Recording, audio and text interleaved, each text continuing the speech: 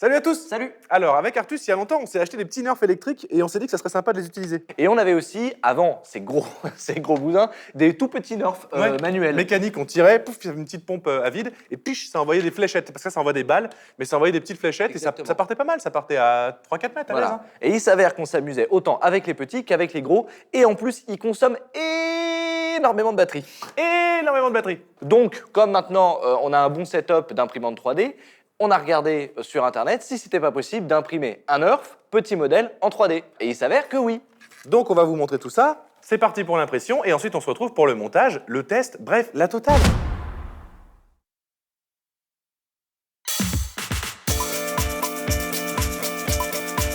Sur cette impression, il y a deux nouveautés. De un, le remplissage. C'est un nouveau motif qu'on est en train d'essayer et qui est plutôt pas mal et qui rend bien sur les timelapses. Et le fait qu'il soit en 3 dimensions, ça a l'air de beaucoup rigidifier la pièce. Voilà, il y a beaucoup de remplissage qui commence à émerger de l'impression 3D. Concrètement, un remplissage classique rectilinéaire ou grid, c'est vraiment juste deux filaments. Ça va faire des murs et ils vont monter en se croisant. Alors que là, on est sur un remplissage cubique, cuboïde, je crois. Ouais. Et du coup, ça vient vraiment créer un cube en 3D dans un espace Des en 3D. formes géométriques à l'intérieur qui vont permettre donc de maintenir la structure sous plusieurs aspects, torsion, écrasement, pliage, etc., etc. Ensuite, on a imprimé avec un nouveau filament qu'on n'avait jamais testé avec Baptiste. Ouais. C'est un filament qui n'est pas cher du tout et qui est de marque Wanao. Ouais, d'ailleurs, vous avez les liens en description si vous voulez aller voir ça. Ils ont quelques couleurs qui sont plutôt sympathiques.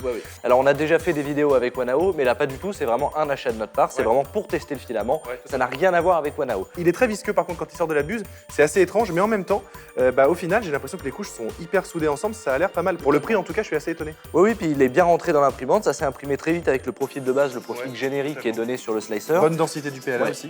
Totalement. On va vous faire des gros Belle plans opacité. et vous allez voir que vraiment, les murs sont vraiment très très fins. C'est vraiment très joli. Il y a très peu de défauts. Bon, pour la suite de ce pistolet d'or, on passe. D'ailleurs, j'ai décidé de l'appeler pistolet d'or, hein, je te l'annonce. Oui, c'est. En plus, ça fait GoldenEye Ref N64 RPZ. C'est plutôt cool. En tout cas, on fait le reste en argent. Il y a des petites pièces externes et internes. Voilà, c'est aussi du filament Wanao. On a fait du full Wanao, comme ça on teste. C'est parti, hein, timelapse et ensuite décrochage.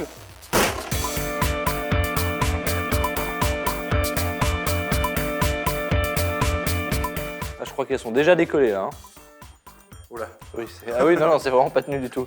Voilà, quand vous laissez un plateau bien refroidir, ça peut arriver que ça se décroche parce que de toute façon, il y a dilatation, rétractation. Nous, on n'attend jamais, on met un coup de marteau.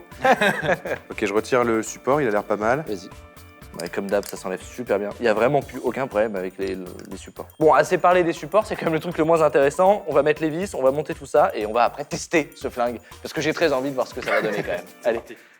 Je fais un petit aparté dans cette vidéo parce que j'en avais déjà parlé quand on avait reçu la Prusa et qu'on avait fait la vidéo de montage de l'imprimante. Elle a un plateau spécifique qui donne un aspect texturé, un aspect granuleux aux pièces. Et là, on en a vraiment un parfait exemple. On peut le voir sur le côté de la coque du pistolet Nerf. On ne voit plus le filament. Il est vraiment texturé, il est fondu avec les couches. Ça présente vraiment beaucoup d'intérêt quand vous avez des pièces de ce type qui sont des pièces que vous voulez vraiment bien finies. Ça masque très très bien, ça fait très très bien son job. Quand on avait monté la Prusa, on vous avait dit en fin de vidéo qu'il restait beaucoup de vis, d'écrous, de boulons et on va réutiliser tout simplement le sachet de l'imprimante pour pouvoir visser parce que cette impression, en plus d'être super cool, ne nécessite que 3 élastiques et 7 vis. Et après, Des parties de Nerf endiablées vous attendent. je crois qu'on va en imprimer une dizaine et on va se faire une petite vidéo type Amixem Nerf Battle, tu vois. 5, 6... Alors par chance, dans le sachet, on avait 6 vis M310. C'est exactement celle qu'il faut puisque M3, en définitive, c'est le diamètre de la vis et 10, c'est sa longueur, la longueur du filetage. Je crois que ça correspond à 10 mm en réalité. Exactement, 10 mm. Alors, par contre, il en fallait 7, on en a 6, donc il y en a une plus longue qu'on va devoir couper comme les autres. C'est parti.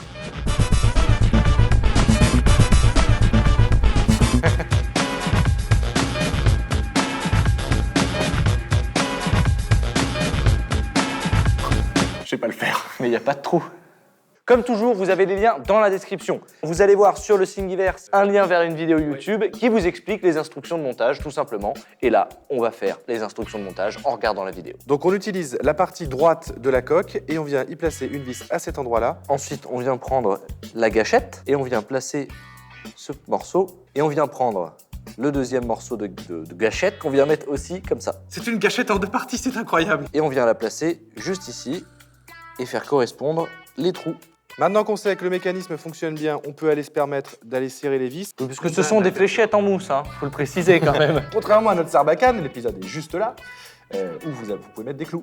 Oui, là je suis plus satisfait. C'est-à-dire que je trouve ça quand même un peu moins dangereux que la Sarbacane. Ça a la forme d'une arme, mais ça peut pas faire grand-chose. C'est des mousses. Faut toujours faire attention quand même, hein. Une balle dans les yeux, c'est jamais très agréable. Là, la prochaine étape, c'est de mettre l'élastique qui va faire le retour de la gâchette. L'élastique, on vient le mettre en boucle juste ici. Ensuite, on fait un tour autour de la vis et on met le restant de la boucle ici. Et là, ça y est, on a une gâchette qui revient. Ensuite, on vient prendre un deuxième élastique qu'on vient bloquer sur le petit pitot à l'intérieur, pareil en faisant une petite boucle. Ensuite, on vient prendre la masse de projection, donc ce qui va pousser la mousse, et on vient mettre la boucle de l'élastique comme ceci à l'intérieur. Sur une des ailettes. Et ensuite, on vient tourner le mécanisme comme ça, et on vient le caler au fond. Et là, on voit tout de suite qu'il rentre en butée avec la gâchette.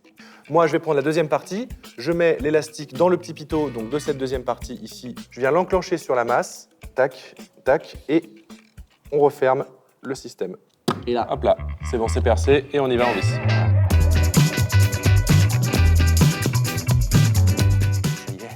Notre pistolet d'or est monté.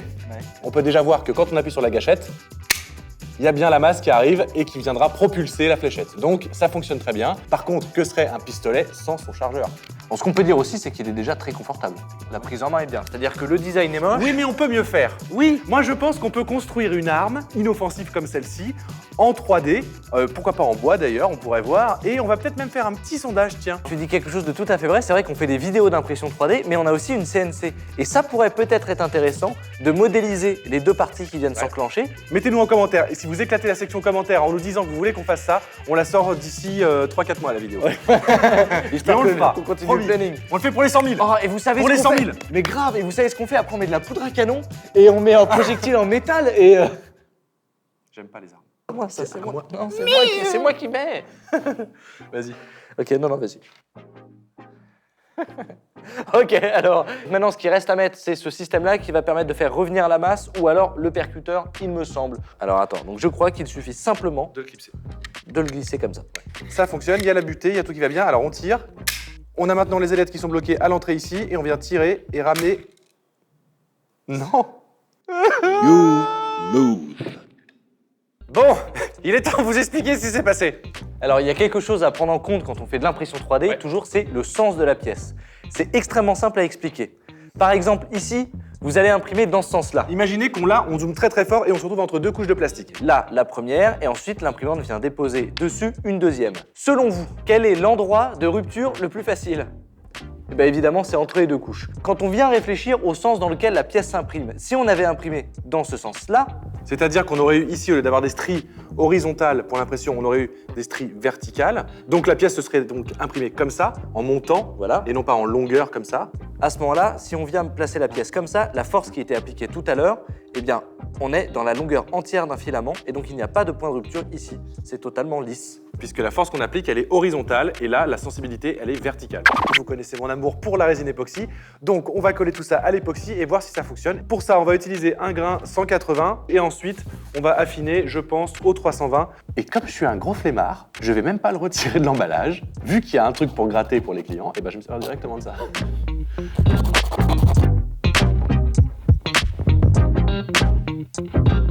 On va passer maintenant à la pièce maîtresse. On va aussi la poncer puisqu'il faut que les deux parois soient poncées, sinon ça n'a pas de sens. Bon, alors du coup, je suis obligé d'ouvrir le paquet. Bravo Baptiste, félicitations. Voilà, c'est une petite astuce bien pratique, ça vous prend 5 minutes et ça vous fait gagner énormément de temps dans certaines situations bien compliquées. Petit tips LFP.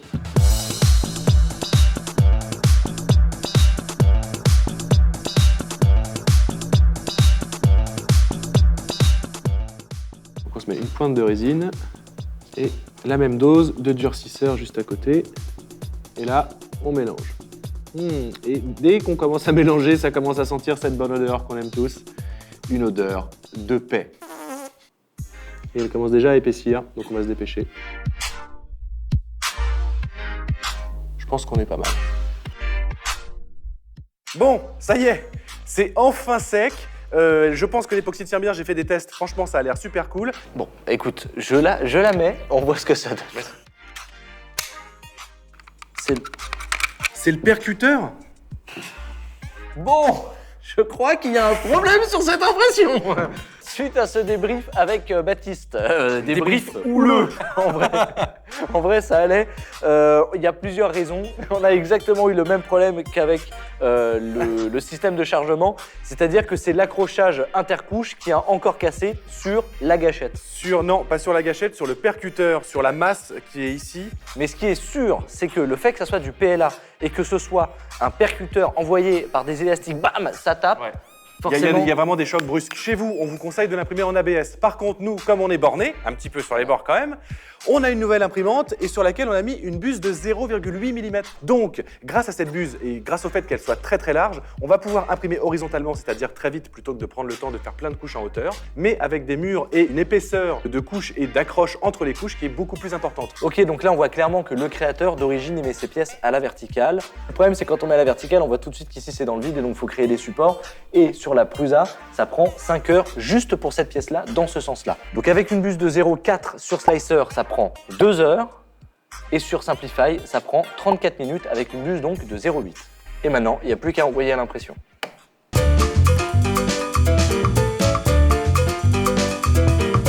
Et donc voilà, les pièces sont maintenant imprimées en 0,8. Tout de suite, on peut remarquer qu'elles sont quand même beaucoup plus grossières. Oui, bah, elles sont là quand même. Honnêtement, c'est joli. Enfin, Oui. moi j'aime bien ce petit effet un peu roots, mais pour le coup, on l'a imprimé en quoi? Une demi-heure au lieu de 5 heures? C'est clair, mais je doute sincèrement que le percuteur rentre du premier coup vraiment bien dans la glissière. Oui, c'est vrai qu'on a Bah. peut-être une épaisseur, une toute petite surépaisseur qui nécessitera un ponçage ou quelque chose. Ça a tendance à rater un petit peu les angles parce que forcément ils sont plus arrondis. Il y a surtout des effets d'escalier. Et d'ailleurs, on pourrait faire un bon petit comparatif. Là, on pourrait montrer la différence entre la pièce qu'on a en 0,2 et la pièce en 0,8. Là, vous avez la pièce donc en 0,2 avec un filament qui est du coup très très fin qu'on voit à peine à l'œil. Ouais. Et évidemment, dès qu'on passe sur la 0,8, on voit tout de suite l'interligne, l'intercouche. On va la faire simple, hein. La buse est 2 fois plus grosse, donc la hauteur de couche est aussi 2 fois plus grosse. Oui, c'est pas exactement ça, mais grosso modo, si vous voulez comprendre, c'est ça qui se passe. Aussi, on peut le voir sur les toutes petites accroches de la masse, ce qui rentre dans les glissières. Ici, bah là, évidemment, on a une pièce qui est nickel, qui est parfaitement imprimée, c'est vraiment super. Et à côté, quand on regarde sur la 0,8, bah, on a la même forme, mais elle est plus grossière. On a des petits bouts de filaments, de rétractation, des choses comme ça. Et un moyen super simple d'expliquer ça, vous prenez un critérium, vous faites un angle à 90 sur une feuille, vous allez voir visuellement votre angle, il va être parfaitement net, parfaitement anguleux. Alors que forcément, si vous prenez un Posca qui fait 10 cm de diamètre et que vous allez vouloir faire un angle à 90, Un Posca à pointe ronde. un poitron évidemment, et ben vous allez voir là tout de suite qu'il va y avoir un arrondi dans l'angle et c'est exactement ce qui se produit sur les pièces. On a essayé de mettre la masse à l'intérieur et d'essayer sans refermer complètement pour voir si c'était bien. Et effectivement, on peut parfaitement refermer l'objet. Par contre, eh ben, on a un petit souci, c'est que ça... C'est pas que c'est pas bloqué, c'est juste que c'est grippé parce qu'il y a quelques millimètres de différence et du coup bah, ça bouge pas bien, donc il va falloir le poncer comme on avait dit. Quelques micro-millimètres, hein, si tu me permets de rentrer dans le champ de la caméra pour voilà, te détailler l'erreur que tu viens de Quelques faire. dixièmes de millimètres. Voilà, exactement, ce qui suffit. hein. Micro, c'est pas 10 d'ailleurs, oui. On me l'a suffisamment fait remarquer la dernière fois. Alors déjà, on va enlever l'effet d'escalier. Donc, on lime tranquillement. En 0,8 mm, et ben ça s'est imprimé en une demi-heure et ensuite on prend 5 minutes à ajuster un petit peu. Mais de toute façon, c'est pas visible, c'est mécanique, il faut que ça soit solide et je pense que c'est suffisant. Ok, alors attends, je vais quand même essayer comme ça, par sécu. Ah oui, voir si ça glisse bien. Penche-le vers le bas, voir si ça... Super. Allez, on remet les élastiques. Je te mets ta partie en époxy. Hein. Va doucement avec. J'adore l'époxy, j'ai confiance, ouais. Alors il va juste... comment dire... Ah non, non, non. C'est peut-être un vieux bout de quelque chose. Vas-y. Ok. Vous connaissez mon amour pour la résine époxy. Je pense que l'époxy tient bien, j'ai fait des tests, franchement ça a l'air super cool. L'époxy c'est la vie. Gloire à l'époxy. Du coup, on va utiliser la pièce en 0,8. De toute façon, je sais qu'elle marche, mais comme elle est un petit peu serrée, pareil, on va mettre un petit coup de lime et tout passera bien. Je sais même pas si on va mettre de la ligne, peut-être un coup de cutter pour enlever les boudins qu'il y a sur les bords, ça suffirait. Bon, ça y est, c'est émoussé. Il est temps de voir si ça rentre bien. Si ça se trouve, ça suffit pas. hein. On va voir. Ça, c'est la vignette de la vidéo. Nickel. Il nous reste la dernière pièce qu'on n'a pas testée qui va nous casser dans les mains. Le chargeur. Donc, on met les fléchettes dedans. On va en mettre 3 par sécu et je vais en mettre une à l'intérieur. Hop. Tada! La sulfateuse. Référence The Mask. Ok, maintenant, il est temps de tester. Et maintenant, c'est moi qui teste le chargeur. C'est moi qui fais le meilleur. Fais doucement. Les mecs, ils en peuvent plus.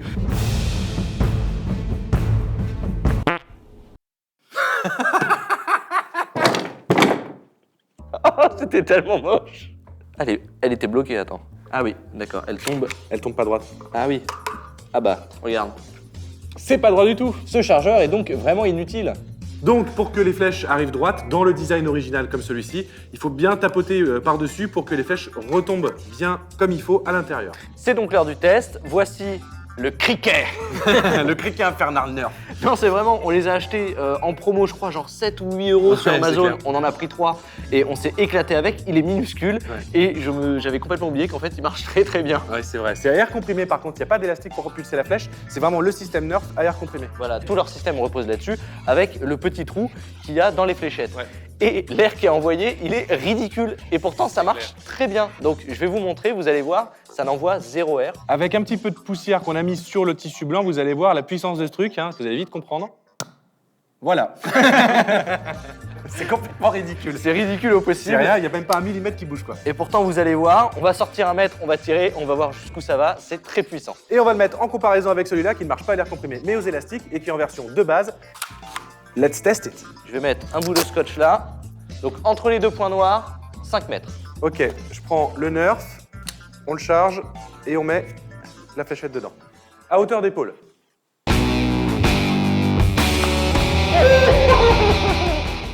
Donc là, vous voyez, avec Artus, on fait à peu près la même taille. La balle l'a touché à peu près au niveau des coudes, alors qu'il était comme ça, c'est-à-dire en dessous des côtes, on va dire. Donc il y a une petite baisse, mais qui n'est pas énorme, ça touche largement Artus. Maintenant, c'est parti pour l'autre pistolet. Alors pareil, à hauteur d'épaule.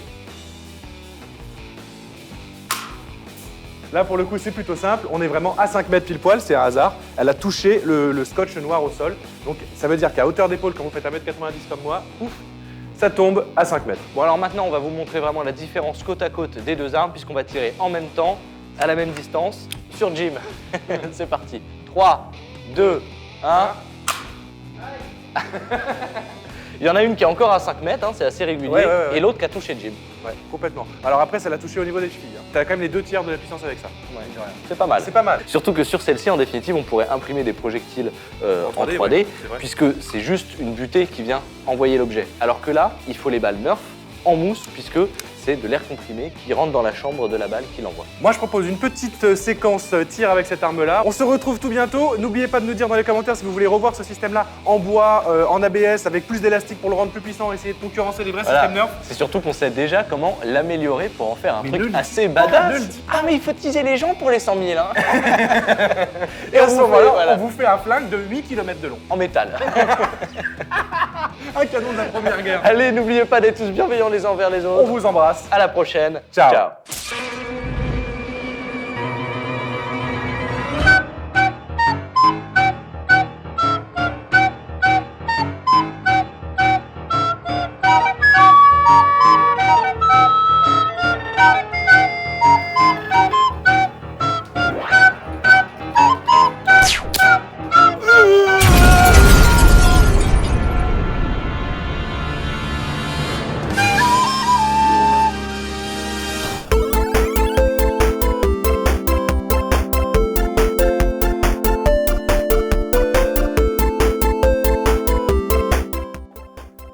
Énormément. Il consommait Énormément. énormément de batterie. Énormément. Il consommait énormément de batterie. Waouh, la vidéo de Doug.